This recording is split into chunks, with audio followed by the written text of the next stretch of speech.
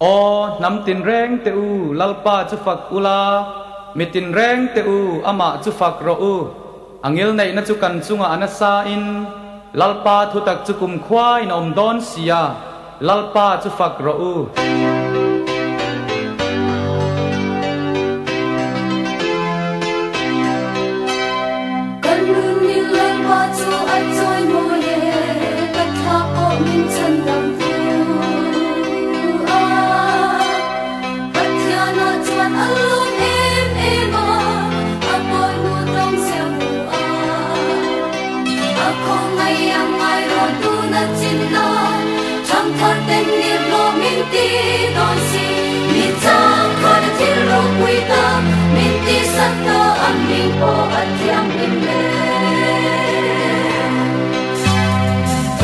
Min lalpa chu at soi mo ye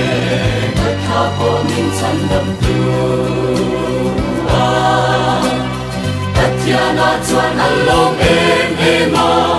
apoi nu tong sia bu a khom mai yang mai ro tu na chin na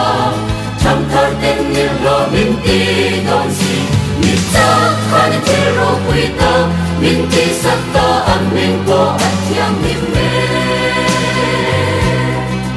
Apani atap sia alanti china amati tu te chu cham thar khen min a ko mai chi Take we king ten par full chuang don loving get free for not on head soon say Lifting Coradon Jesus Loving a good son of se Wang at taran wati moving om se Rang in naran om lo ma sila Talong se ngal pa atuan Tan chan dam na patyana Talong til do Apani Moi o at sak siya Tetu alanti Amati Nang tu te chu Nam tin chan khar khen Min a ko ngai chi Kan kha tu te de na Alo say Ang kha Akra hamale a Kha ke chu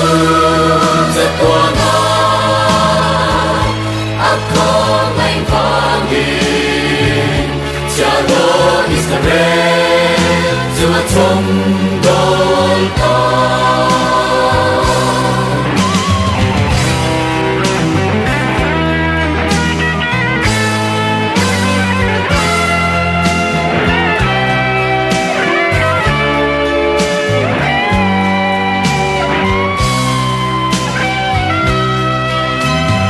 Everything then powerful, strong on loving, free for God on Jesus.